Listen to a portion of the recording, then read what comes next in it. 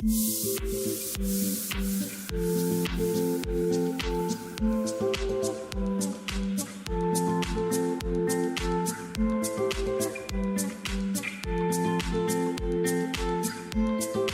Hello guys, crazy Malayalis വ്ളോഗ്സിൻ്റെ പുതിയൊരു വീഡിയോയിലേക്ക് എല്ലാവർക്കും സ്വാഗതം. ഞാനിപ്പോൾ ഉള്ള തിരുവനന്തപുരം നിയമസഭയ്ക്കുള്ളിലാണ് കേട്ടോ.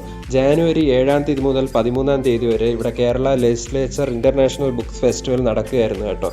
അപ്പോൾ തിരുവനന്തപുരത്തുള്ളവരെല്ലാവരും തന്നെ ഈ ബുക്ക് ഫെസ്റ്റിവൽ കാണാൻ വന്നിട്ടുണ്ടായിരിക്കും എന്ന് കരുതുന്നു. അപ്പോൾ 2-3 വർഷമായിട്ട് ഇവിടെ ബുക്ക് ഫെസ്റ്റിവൽ നടത്താറുണ്ടെങ്കിലും ഞാൻ ആദ്യമായിട്ടാണ് ഇത് കാണാൻ വന്നിട്ടുള്ളത്.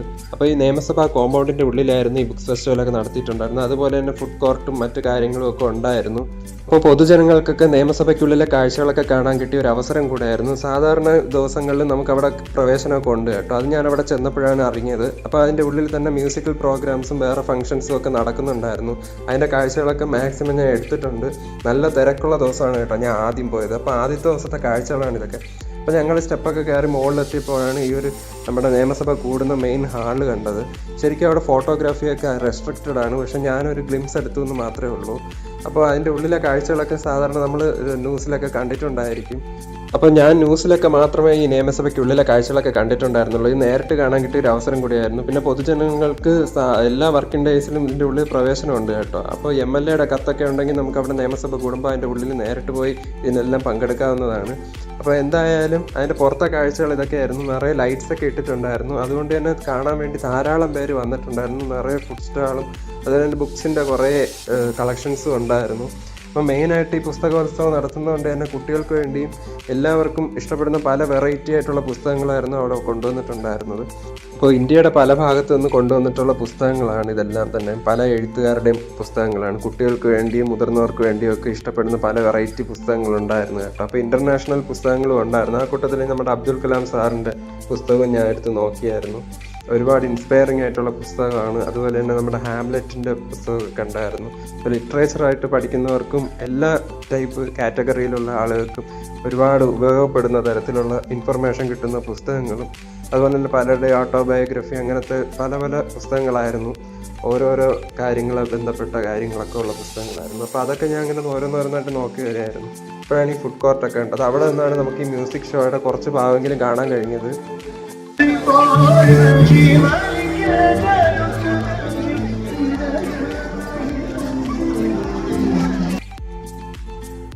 ഞാൻ കുറേ ദിവസം കഴിഞ്ഞാണ് ഇവിടെ ഈ ഫെസ്റ്റിവൽ നടക്കുന്ന അറിഞ്ഞത് കേട്ടോ. അതുകൊണ്ട് തന്നെ കുറച്ച് ദിവസം കഴിഞ്ഞാണ് ഇവിടെ വന്നത്. അപ്പോൾ അന്ന് വന്ന ദിവസവും നല്ല തിരക്കായിരുന്നു. അന്ന് അവധി ദിവസമായിരുന്നു കേട്ടോ. അതുകൊണ്ട് തന്നെ അവിടെ ഫുഡ് സ്റ്റാളിലൊക്കെ നല്ല തിരക്കായിരുന്നു. അപ്പം കേരളത്തിൻ്റെ പല ഭാഗത്തു നിന്നുള്ള വിഭവങ്ങൾ നമുക്ക് ഇവിടെ നിന്ന് വാങ്ങിക്കാൻ കിട്ടും. അപ്പോൾ കൂപ്പണൊക്കെ വാങ്ങി ഞാൻ ഇവിടുത്തെ കുറച്ച് പായസം ആദ്യം ഒന്ന് ടേസ്റ്റ് ചെയ്യാമെന്ന് വിചാരിച്ചു. വെജിറ്റബിൾസും ഫ്രൂട്ട്സും ഒക്കെ ഇട്ട പായസമാണ് കേട്ടോ. പഞ്ചനക്ഷത്ര പായസം എന്നാണ് എഴുതി വെച്ചിരുന്നത്. അതുകൊണ്ട് തന്നെ ഞാൻ ഫസ്റ്റ് ടൈമാണ് കുടിച്ച് നോക്കിയപ്പോൾ എനിക്ക് ഇഷ്ടപ്പെട്ടു കേട്ടോ. അപ്പോൾ അവിടെ വെറൈറ്റി ഫുഡ്സൊക്കെ ഉണ്ടായിരുന്നു. അപ്പോൾ നമ്മുടെ ഷുഗർ കെയിൻ ജ്യൂസും പല ഫ്ലേവറിലൊക്കെ ഉള്ളത് വാങ്ങിക്കാൻ നല്ല തിരക്കായിരുന്നു. അപ്പോൾ നമ്മുടെ ഹരിശങ്കറിൻ്റെ പാട്ട് നടക്കുകയായിരുന്നു. അപ്പോൾ അത് കുറച്ച് നേരം കേട്ട് തന്നു.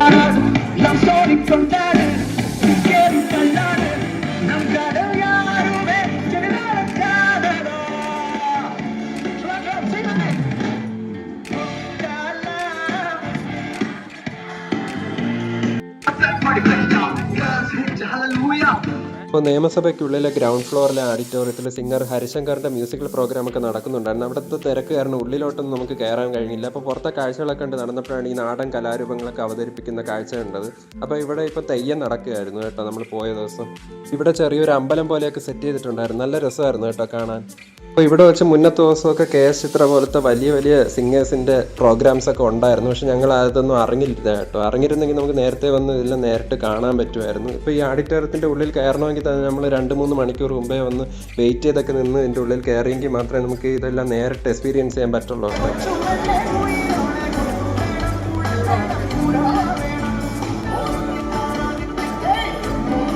അപ്പോൾ അന്ന് ഞങ്ങൾ പോയപ്പോൾ അല്പം ലേറ്റായിട്ടാണ് പോയത്. അതുകൊണ്ട് തന്നെ നിയമസഭയ്ക്കുള്ളിലെ ഗാലറിയെക്കുറിച്ചും നിയമസഭയുടെ പ്രവർത്തനങ്ങളെക്കുറിച്ചും ഒക്കെ ഉള്ള അറിവും കാര്യങ്ങളൊക്കെ കുറച്ചേ നമുക്ക് കിട്ടിയിട്ടുണ്ടായിരുന്നുള്ളൂ. അപ്പം ഗാലറി വെച്ച് തന്നെ നമുക്കിതെല്ലാം പറഞ്ഞു തരുന്ന സെക്യൂരിറ്റീസും ഓഫീസേഴ്സും ഒക്കെ ഉണ്ടായിരുന്നു കേട്ടോ.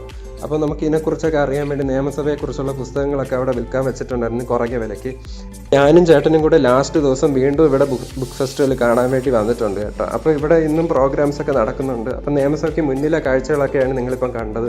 നമ്മൾ പോയ സമയത്ത് അവിടെ സിംഗർ ശരത്തിൻ്റെ പ്രോഗ്രാം നടക്കുകയായിരുന്നു. അപ്പോൾ ഞങ്ങൾ എന്നാൽ ഇപ്പം നേരത്തെയാണ് പോയത്, എങ്കിൽ കൂടെ നമുക്ക് അതിൻ്റെ ഉള്ളിലൊന്നും കയറാൻ കഴിഞ്ഞിട്ടുണ്ടായിരുന്നില്ല, ഓഡിറ്റോറിയത്തിലൊന്നും. അപ്പോൾ നമ്മൾ പുറത്തെ കാഴ്ചകളൊക്കെ ഉണ്ട് നടക്കുകയായിരുന്നു, അവിടുത്തെ പുസ്തകങ്ങളൊക്കെ നോക്കിയിട്ട്.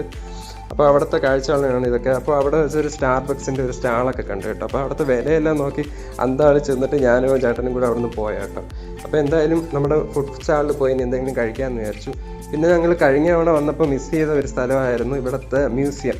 അപ്പോൾ നിയമസഭാ മ്യൂസിയം 2 എണ്ണം ഉണ്ട് കേട്ടോ. പഴയ മ്യൂസിയം ഉണ്ട്, പുതിയ മ്യൂസിയം ഉണ്ട്. അപ്പോൾ നമ്മുടെ ഫുഡ് സ്റ്റാളൊക്കെ ഉള്ള ആ ഒരു ഫുഡ് കോർട്ടിൻ്റെ ബാക്ക് സൈഡിലായിട്ടായിരുന്നു ഈ ഒരു മ്യൂസിയം ഉണ്ടായിരുന്നു. അന്ന് നമ്മൾ ആദ്യം വന്നപ്പോൾ ഇവിടെ തെയ്യം നടക്കുകയായിരുന്നു, അതുകൊണ്ട് തന്നെ നമ്മളിവിടെ ശ്രദ്ധിച്ചില്ല ഈ ഒരു മ്യൂസിയം ഉള്ള കാര്യം. അപ്പോൾ ഇതാണ് പഴയ മ്യൂസിയം കേട്ടോ. ഇതിൻ്റെ സൈഡിലായിട്ട് തന്നെ പുതിയ മ്യൂസിയം നമുക്ക് കാണാൻ കഴിയും.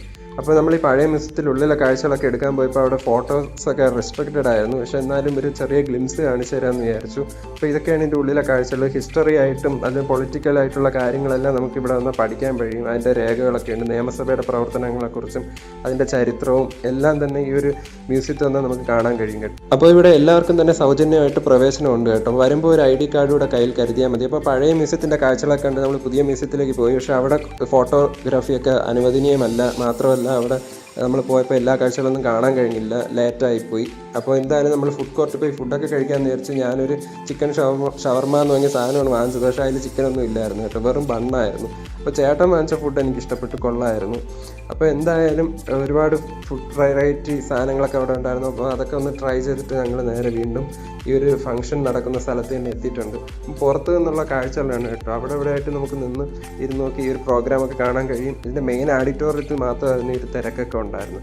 അപ്പം ഞാനിത് ഷൂട്ട് ചെയ്യാൻ പ്രോഗ്രാം തുടങ്ങിയോ നോക്കാൻ പോയ സമയത്തായിരുന്നു അവിടെ സിംഗർ വിധു പ്രതാപിൻ്റെ പ്രോഗ്രാമാണ് അടുത്തതെന്ന് പറഞ്ഞത്. സത്യം പറഞ്ഞാൽ ഞാൻ അത് ഷൂട്ട് ചെയ്യാൻ പോയ ടൈമിൽ വിധു പ്രതാപിൻ്റെ തൊട്ട് സൈഡിൽ കൂടെ പോവുകയായിരുന്നു കേട്ടോ. അപ്പോൾ ഞാനത് കണ്ടില്ലായിരുന്നു. ചേട്ടൻ കണ്ടു, എന്നെ വിളിച്ചു, പക്ഷേ എനിക്ക് കാണാൻ കഴിഞ്ഞില്ല. അപ്പോൾ സെക്യൂരിറ്റീസിൻ്റെ കൂടെ ആയിരുന്നു വന്നത് കേട്ടോ. അപ്പോൾ ആ പ്രോഗ്രാം തുടങ്ങാൻ ഒരുപാട് ടൈം എടുത്തു കേട്ടോ. അതുകൊണ്ട് തന്നെ ഞാൻ അവിടുത്തെ ബുക്ക് സ്റ്റാളുകളൊക്കെ നോക്കി നടക്കുകയായിരുന്നു. അപ്പോൾ നിയമസഭയെക്കുറിച്ചുള്ള പുസ്തകങ്ങളൊക്കെ ഇവിടെ വിൽപ്പനയ്ക്ക് ഉണ്ടായിരുന്നു. അതുപോലെ തന്നെ നമ്മുടെ മ്യൂസിയത്തെക്കുറിച്ചുള്ള കാര്യങ്ങളൊക്കെയാണ് ആ ഒരു ബോർഡിൽ എഴുതിയിട്ടുണ്ടായിരുന്നത്. അപ്പോൾ അവിടെ എപ്പോഴും പ്രവേശനം ഉണ്ടെന്നൊക്കെയാണ് എഴുതിയിട്ടുള്ളത്.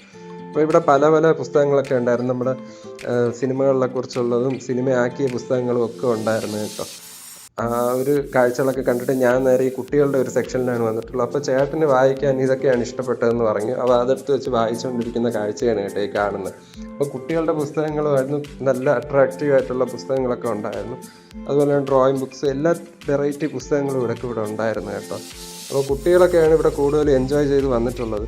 പിന്നെ ഇവിടെ ഒരു കാഴ്ച കണ്ടത് ഈ ഒരു കാക്കയാണ് കേട്ടോ. ശരിക്കും കണ്ട ഒറിജിനൽ കാക്ക പോലെ തോന്നുമെങ്കിലും വലിയൊരു കാക്കയുടെ രൂപമായിരുന്നു കേട്ടോ. അപ്പോൾ ലാസ്റ്റ് ഡേ ആയതുകൊണ്ട് തന്നെ അവിടുത്തെ സ്റ്റാളുകളൊക്കെ ക്ലോസ് ചെയ്ത് ബുക്കുകളൊക്കെ എടുത്ത് മാറ്റുന്ന തിരക്കിലായിരുന്നു എല്ലാവരും. അപ്പോൾ ഞങ്ങൾ വീണ്ടും നടന്ന് ഇതിൻ്റെ ബാക്ക് സൈഡിലുള്ള ഫുഡ് കോർട്ടിൻ്റെ സൈഡിൽ തന്നെ വന്നു. കാരണം ഇവിടെയാണ് കുറച്ചുകൂടി വലിയ സ്ക്രീൻ വെച്ചിട്ടുള്ളത്. അപ്പോൾ ഇവിടുത്തെ നിന്ന് നമുക്ക് ഈ ഷോ കാണാമല്ലോ എന്ന് വിചാരിച്ചു.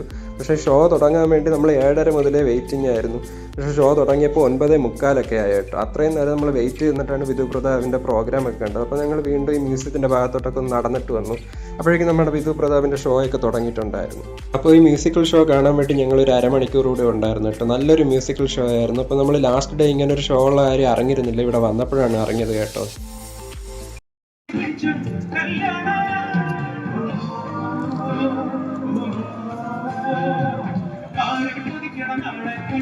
അകത്തിരിക്കുമ്പോ കൊള്ളായിരിക്കും അല്ലേ ഇങ്ങനെ കേക്കാൻ.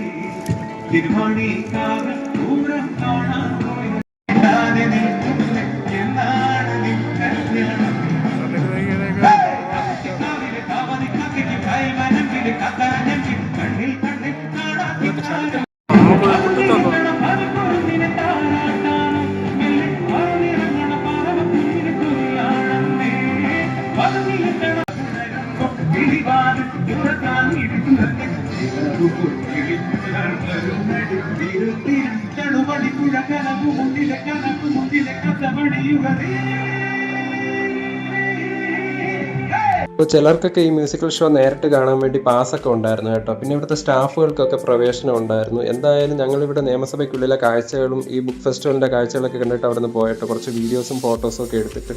അപ്പോൾ ഈ വർഷത്തെ നിയമസഭയ്ക്കുള്ളിൽ ഇൻ്റർനാഷണൽ ബുക്ക് ഫെസ്റ്റിവലിൻ്റെ കാഴ്ചകൾ ഇതൊക്കെയായിരുന്നു. അപ്പോൾ ഈ വീഡിയോ നിങ്ങൾക്ക് ഇഷ്ടമായെങ്കിൽ ഇപ്പോൾ തന്നെ ലൈക്ക് ചെയ്യാനും ഷെയർ ചെയ്യാനും കമൻറ്റ് ചെയ്യാനൊന്നും മറക്കില്ല ഗൈസ്. അപ്പോൾ അടുത്ത വീഡിയോ ആയിട്ട് ഞാൻ വരുന്നതായിരിക്കും. അപ്പോൾ ഈ യൂട്യൂബ് ചാനൽ ആദ്യമായിട്ട് കാണുന്നവരുണ്ടെങ്കിൽ സബ്സ്ക്രൈബ് ചെയ്ത് സപ്പോർട്ട് ചെയ്യാൻ മറക്കല്ലേ ഗൈസ്. അപ്പോൾ അടുത്ത വീഡിയോ കാണാം. ബൈ.